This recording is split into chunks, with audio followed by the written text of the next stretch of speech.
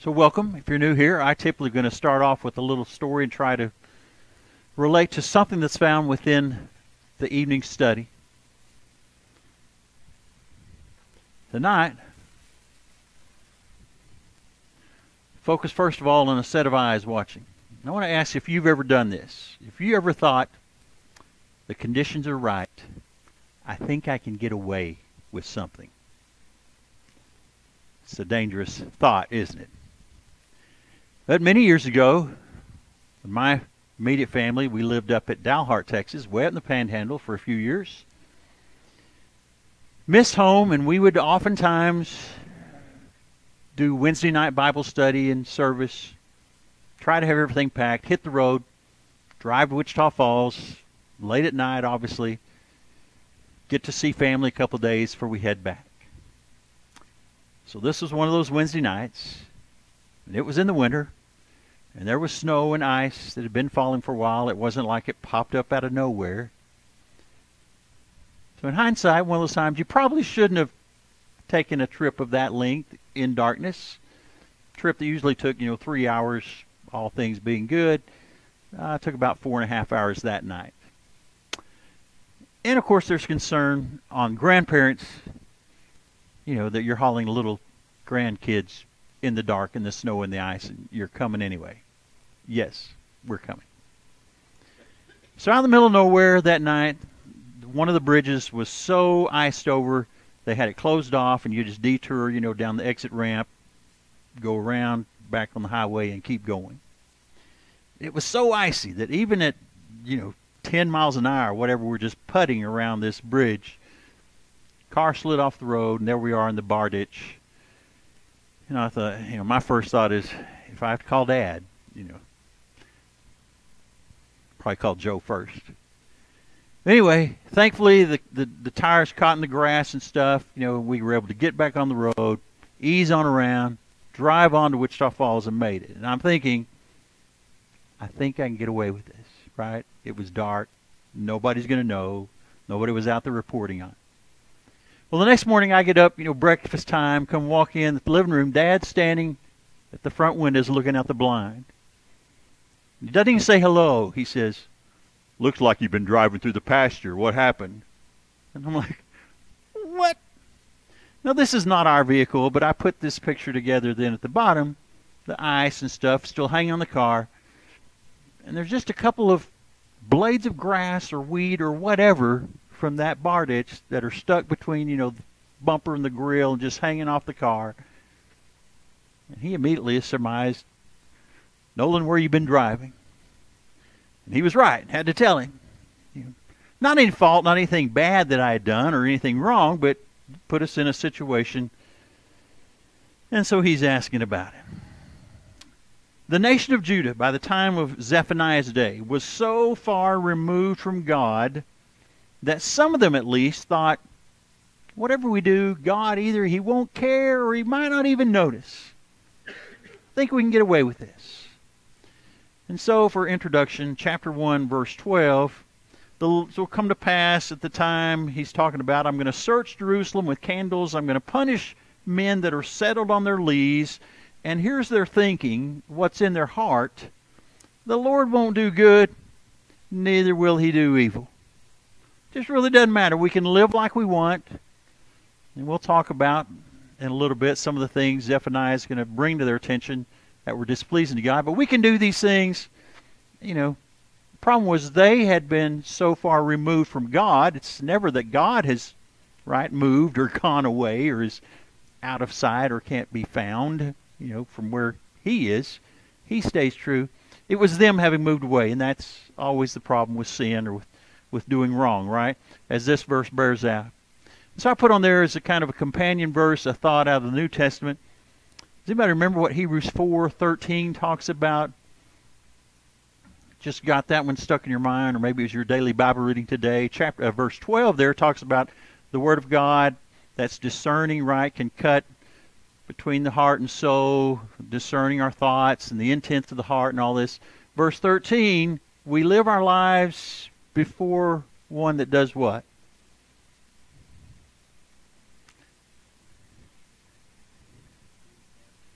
the one one, the eyes of him with whom we have to do. We have to deal with him. We may not want to. We may try to disappear or go away or think I'm so far away. And everything about us, everything we do is exposed, is open to his eyesight, his awareness, if you will. So that's just one of the problems Judah had by this time. But just wanted to kind of start off with that. Zephaniah, our charge tonight, man, he thankfully only gave us one chapter to look at. I know some of you are Nolan's not a visionary, what I call a visionary, to look way down the road, but some of you are already thinking, there's too many lessons left and the quarter's going to run out. What are we going to do? What are we going to do? My thought is, we're going to stay on track this week, next week. The next lesson that Nahum covers in one lesson, probably the next one that's split up in two, and I'll keep talking about this, we'll probably just combine that one, do that whole book, and do that again at the end of the book, one that's broken up, combine them, try to catch up a little bit and stay on track with the quarter. But let's look at some stuff tonight for Zephaniah. His name means Jehovah hides. The sense of the word hides here, something you would treasure. Like Jesus gave some parables, right, about somebody finding a treasure, something they're going to hide it. It's of such value. It's something they're going to protect, kind of the idea, want to have. Jehovah hides, protects in that type of sense. He, the author, the speaker here, Zephaniah, was a descendant of royalty, great-great-grandson. I didn't spell it out correctly, did I, fully? Right? Great-great, wasn't it, two? Of Hezekiah, who was one of the kings. In chapter 1, verse 4, I know you can overlook my errors and figure it out what's accurate. There in the middle of verse 4, I'm going to stretch out my hand. This is the Lord on Judah, upon all the inhabitants. I will cut off the remnant of Baal from this place. He's talking about Jerusalem, talking about the capital, and the author, Zephaniah, as you read through the book, seems to have a great awareness of Jerusalem, you know, how it's put together and places in it and different, gates or parts of the city and all that. So it's not definitive, suggestive that this was his home, the city of Jerusalem. He's a descendant of royalty, kind of fits in also. Perhaps that's where somebody, if they had stayed, close in that line or close at hand, would be at or near Jerusalem, also in Judah. He prophesied during the days of King Josiah.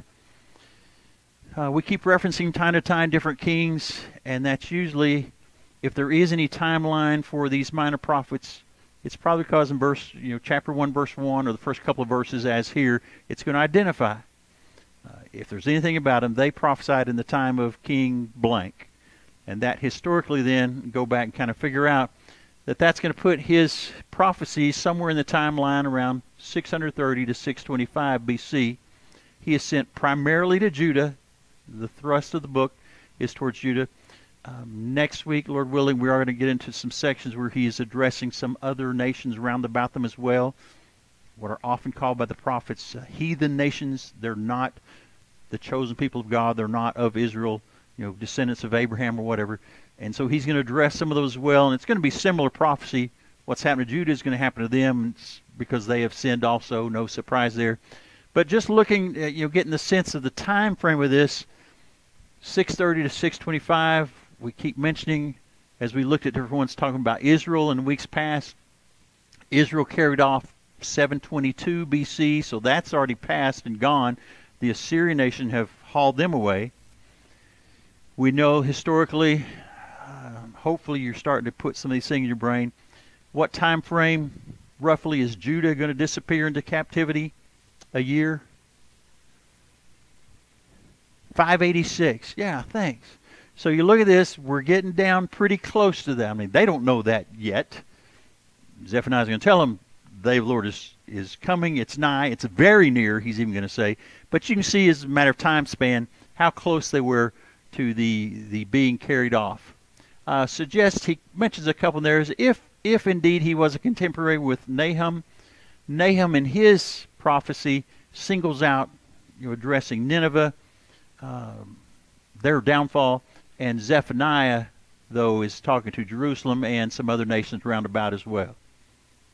Anything else on that you got? Or just excites your Nolan needs to know. Theme of the book, Great Day of the Lord. And it's God's judgment being brought about because of sin.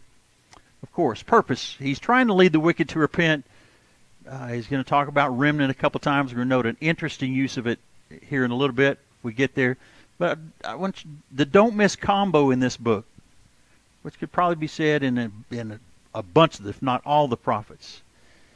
God's justice combined with God's love. And so pretty much in Zephaniah, it's the first part of the book, about the first 2 chapters or so. And we're talking about his justice. Judah, these other nations he's going to name. Here's what you've done that's wrong. Here's how far you've gone. This day is coming. It's near. And he's going to describe the day and how horrible it is. Awful, kind of thing to look forward to. Trying to get their attention or snap them out of it, or find somebody who will listen. Even if the whole nation doesn't, which they don't and won't. But to find some who will be faithful, who will turn back to God, of course, is the purpose, what he's trying to do. Within this book, and I'm not going to spend a lot of time here, but if somebody's an expert on this, I did read some things about this, that there's a lot of poetry within this book.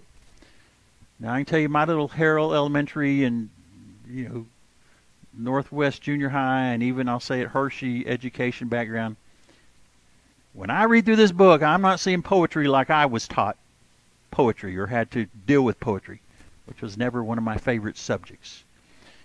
But that's pretty cool, and part I'm just showing my ignorance of the Hebrew language. It's at 0%. But if you want to go and look this up, other references or do some studies, if that is of interest to you, I'm sure it's very, very cool, and there would be added depth and meaning that I'm just not getting. But like one I read as an example, in chapter 1, verses 2 and 3, when God starts off saying, I'm going to utterly consume all things from off the land, man, it just so happened my Bible in the footnotes in the middle puts this in the Hebrew, which would read, by taking away I will make an end of the face of the land. Just getting that. 3, what's he going to do? Consume man and beast, consume fowls of the heavens, the fishes of the sea, these stumbling blocks that are the idols, the false gods, the images that they had built up there, and the wicked influences of all that with the wicked. And I will cut off man from the land. And the point is, again, if you go in and could understand the poetry aspect of notion, it's taking Genesis 1 creation account and kind of in reverse of that. So creation God makes out of nothing. He makes birds. He makes the land. He makes fishes. He makes man. All these things one after another, right? You go back to Genesis 1, read through the account. Putting them there. Here, the beginning of the message from Zephaniah is God's going back to the land, but it's wiping out. Many of those same things being named, birds, fowls of the air, man, the land, all being taken away, desolation. So, if, whatever extent that's true, as I said, I'm sure I'm doing a poor job even trying to represent it, but I'm just throwing it out there. I said some people have more interest in that type of a study or looking at things like that. You might look up Zephaniah, poetry in the book or something like that, and find better examples, better explanation than I'm just throwing out here. The occasion for prophecy, obviously it's God telling him, as the others, I want you to go do this, take this word of the Lord here. But possibly it's the rise of the Babylonian Empire. So he said, Assyria was the great ruling empire. 722 has carried off Israel into captivity. Still pretty mighty, but since 722, it's about 100 years later or so, right? Things are starting to change on the world scene. Assyria's on the decline. There's another nation rising, another empire rising to power, and that's the Babylonians. It's somewhat very interesting, and the author even makes a note of it, gives a paragraph about it in the workbook. One of the guy who wrote a book about the minor prophets says, interesting that this threatening power that's going to rise and come from the north and is going to, that is connected with this day of the Lord that's so horrible and all these events, but never named or never identified within this book. But any source I looked at, and just makes sense from the timeline and all, and historically the Babylonian Empire, their rise, and they are the ones that are going to eventually carry the nation of Judah off, the two tribes, in what, about 40 years, 35, 40 years after this, that likely that's the unidentified nation that's referenced throughout this short book. So much information, right? Background, a little bit here. We keep talking about kings. We did it somewhat through the northern tribes, the 10 tribes, a list of 19 kings. They were all fill in the blank: bad, wicked, evil. Not one of them was said to be good or trying to serve the Lord. However, with the southern 2 tribes, the nation of Judah and Benjamin, another series of 19 kings, but interspersed among all the bad ones, there were a handful of good ones who sought to do good.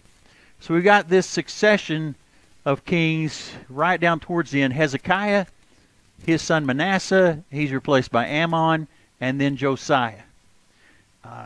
Not to go way deep, that's backing up in history a lot, but I just find it interesting. And some have already mentioned to me, hey, I went back and read in 2 Kings or in the Chronicles, and you were noticing this, that, or the other. It's kind of interesting to me, and I didn't make a point of it. Maybe I should have one of my takeaways, but in our day and time, we've got so much people, they've got to go to a psychologist, and it ends up being they're blaming their parent, right? I'm how I am because my dad treated me like this, or my mom did this to me, or whatever. We've got time after time examples like this. Hezekiah, great king. Not that he was perfect, nobody was, but great king. Did so many good things, and he made a slip up at the end because of the pride of his heart. Cost him. But wonderful guy, did so much for the nation. His son is Manasseh, who then takes the throne. And he's not just, I don't want to be exactly like my dad. It's like, if my dad was over here good, I want to get to this end of the spectrum of bad and wicked. And that's how he lives his life. And Ammon, who follows him, is the same way. And yet then Josiah takes the throne. You remember how old he was when he became king? 8. Pretty young. He's got some guys who are advising him, helping him in his youth, sure. Thankfully, he had some godly right. You wonder, how were there any godly, righteous people coming out of the reign of Manasseh and Ammon? But there were, right? But then by age 20, Josiah begins a number of reforms and some things that he did. And I think I'll touch on them in the next screen. But go back with me, if you will, for just a second. 2 Kings 21. He suggested several chapters here. You could look back and see, kind of the real historical setting for now when the prophet comes along. But, man, that's a lot of pages between 2 Kings and where Zephaniah is in the Bible. But his life and story has got to be dropped in right here in 2 Kings chapter 21, 22, along down about in here. But the question is, how far gone was Judah? Because we had on the screen before God's justice. That God was right and just to bring judgment and punishment upon any nation. And he's going to do it even to his own select or chosen people. He's done it already to Israel, and now he says it's coming to Judah. So just glance through some of these verses. If you're in 2 Kings 21, verse 4, this is talking about Manasseh. He built altars in the house of the Lord. We've seen a lot of false gods and idols and groves up on the high places, right, being put up. He's putting them in the house of the Lord. 5, he builds altars for all the hosts of heaven in the courts of the house of the Lord. 6, he's making his son pass through the fire. He's observing times, enchantments, familiar spirits, and wizards. He wrought much wickedness in the sight of the Lord, provoking him to anger. 7, he set a graven image of the grove that he had made in the house. His own house? No. The house of which the Lord had said to David and to Solomon, in this house, in Jerusalem, which I've chosen out of all the tribes of Israel, I will put my name forever. Manasseh's taking false gods, going right into the house of the Lord and set them up here and worship these false gods in that, beautiful, glorious, you go back and read how Solomon and all that had built the house of the Lord. But he's putting these things right in the presence there. Verse 8, when God had promised that I would make Israel, they wouldn't have to move anymore out of this land.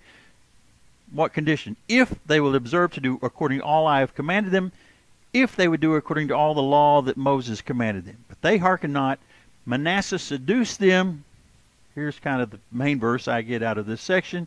He seduced them, not just himself, but he drives the people, or seduces them, influences them, leads them to do more evil than did the nations whom the Lord had destroyed before the children of Israel. Now, if you're alive at this time, the Israelites, and you knew your history, how did we get to this land? How are we given this beautiful place and all this stuff? Well, the people that were living here were so bad that God said, I'm going to use you, Israel, and go drive them out. You wipe them out, and then I'm going to give you the land. Well, that's pretty cool. That happened. Now, through the years, we, if you're the Israelites or of Judah there, we have become or gotten to the extent we're worse than the ones that God sent us in to slay them and drive them out. What should they expect logically? But if he did it to them, we're even worse than they were. It should not be any surprise that now you've got Zephaniah and all these prophets coming along saying, guess what's coming? Verse 11, if you're still there, Manasseh hath done wickedly above all the Amorites did that were before him. He made Judah to sin with his idols. And so the Lord says, verse 12, I'm bringing such evil on Jerusalem and Judah that whoever hears of it, his ears are going to tingle. I'm stretching over Jerusalem the line of Samaria, the plummet. Remember we talked about the plumb line? Which prophet talked about that in a vision? Starts with an A, right? Amos, the plumb line. That's what he's saying. I'm going to set the plumb line down on my people. Are they straight? Are they doing right? Or are they way off, out there somewhere? Yeah, they're way off somewhere. I'll wipe Jerusalem as a man wipes a dish. 16, Manasseh shed innocent blood till he filled Jerusalem one end to the other. It just goes on and on. He dies and is gone. So just wanted to take that a little bit of time, not go through all 6 or 7 chapters. He suggested you could go back and look, but that's how far gone or how bad Judah was, lest somebody says, how could God be so wicked or mean or evil to do, bad to these people? Well, he had told them before he gave it to them, these are my commands. If you do what's right, you can stay in that land forever. It'll be your inheritance, never driven out. But if you don't, it's going to happen to you what happened to those who were there before, and that's exactly what is coming to pass now in the time that Zephaniah is warning them, saying, get ready. Even so that was Manasseh. Amon followed after him, wicked also. You can read through that. Come to Josiah, we talk about 8 years old, time he's about 20, he starts reforms. He destroys the altars and images. Get rid of them. They shouldn't be here. He got it. He went so far as these false prophets that have been influencing people and cheating them and doing for money, as we've read in these prophets. You go and anywhere one of them has died, you dig up their bones. You bring me the bones of those false prophets, burned their bones. I mean, that's going kind of above and beyond to show I'm serious about this. They cleansed the temple in his day, right? And in the cleansing of it, they found a copy of the book of the law. They bring it to Josiah. Look what we found. What is it? I mean, can you imagine? You just imagine everybody taking the breath, what we've got. He sends the guys out. You gather the whole nation together. Read it to them. I mean, it's been neglected. It's been lost in the rubble or behind a wall or something. Wherever it was. And then they observe, having read through the law, we're supposed to be keeping these different feasts and these Passovers. They observed the Passover, and the statement is made when I went back in those chapters he asked us to. So they did Passover. It had been, if we go back here, about 400 years since the time of the judges, since Samuel, to the time of Josiah, since they had kept the Passover like they were supposed to. So just trying to get a sense, this is how far down the road of wickedness and evil and away from God, not doing it. They didn't even know what his law is because they didn't have a copy. I mean, I'm sure somebody's did somewhere. There were some people still doing what was right, but for the whole nation. That give you kind of a picture as we get ready to talk about what Zephaniah is going to say to them? Chapter 1 then. There's only one chapter assigned for tonight. Yeah, we'll try to get through it. We've already looked at several of these verses. And so I put up there the outline that he uses in the book just to kind of set the themes before us. The overall God's judgment is coming on Judah because of their sins.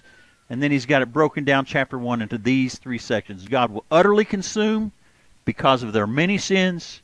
Judgment's coming on the sinners of every rank, and he's going to talk about the rich, the poor, the this, that, and the other. All of you better get ready. And chapter 1 is going to close. The great day of the Lord is near. Anything before we go into that? Again, I'm wound up. Talk for 30 minutes.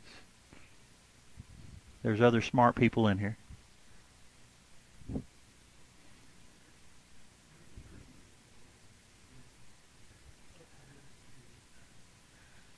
Great days.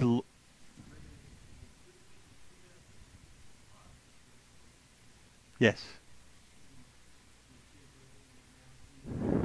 Other nations.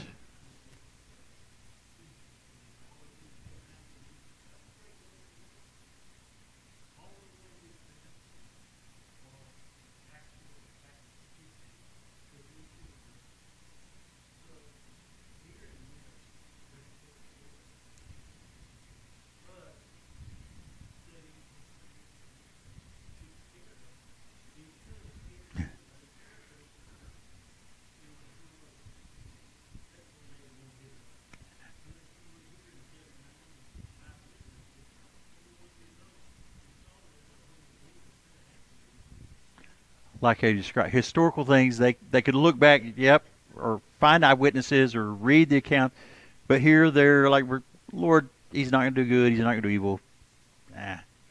Don't listen to Zephaniah.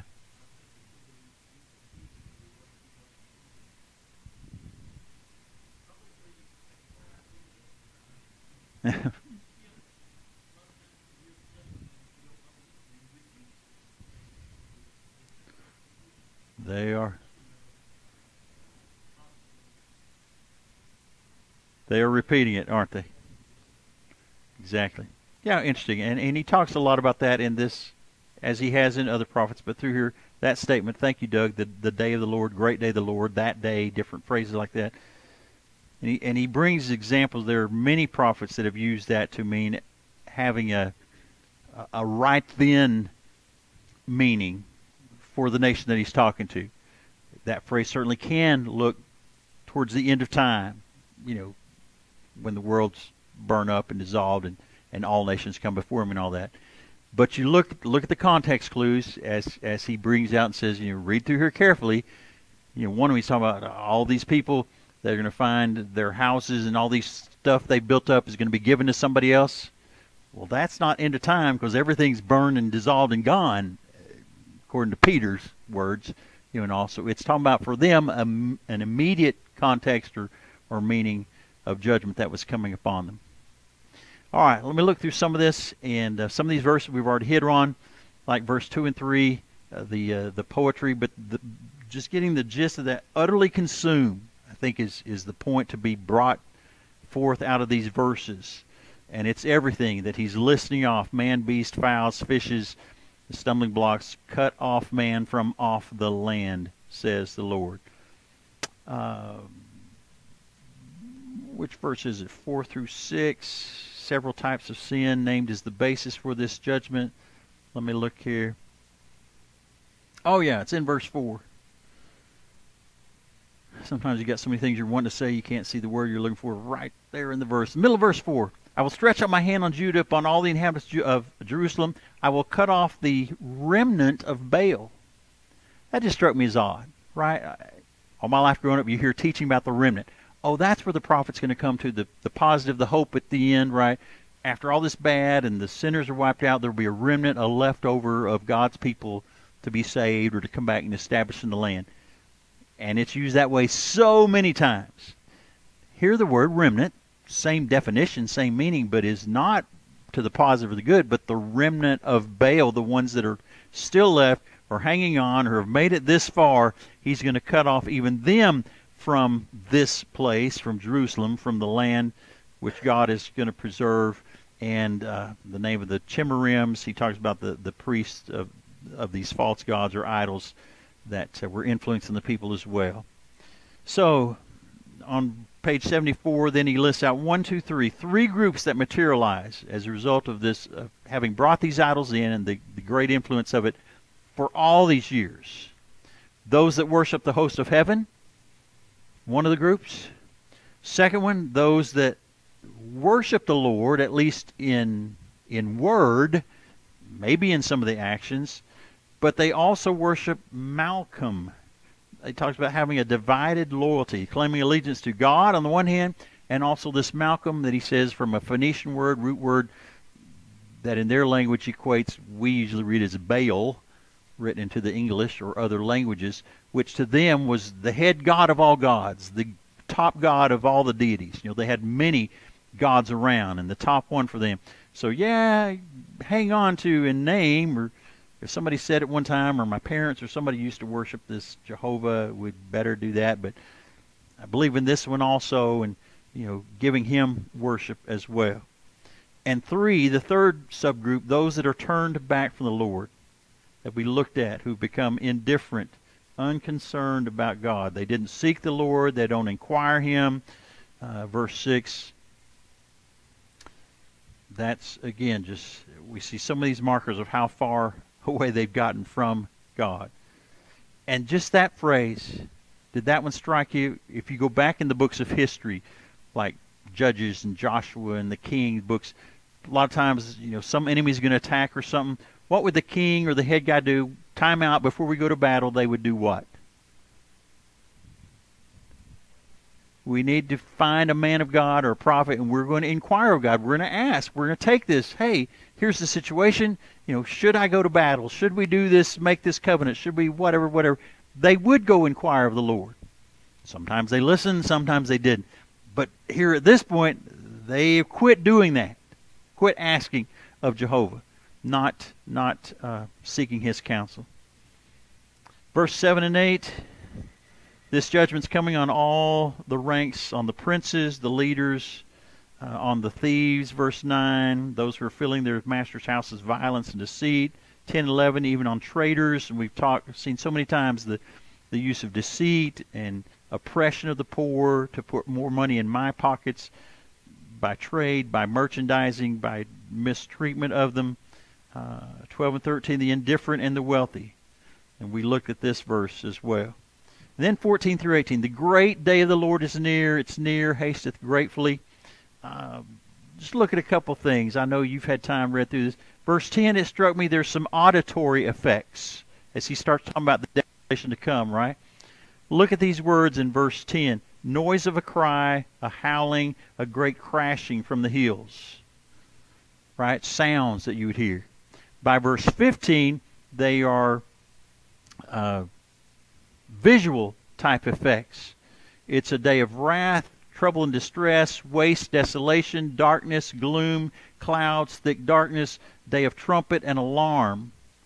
So now that there's some auditory, there's visual effects, mixing of them as he's describing how horrible this day is going to be, even though they're sitting back thinking the Lord's not going to do anything.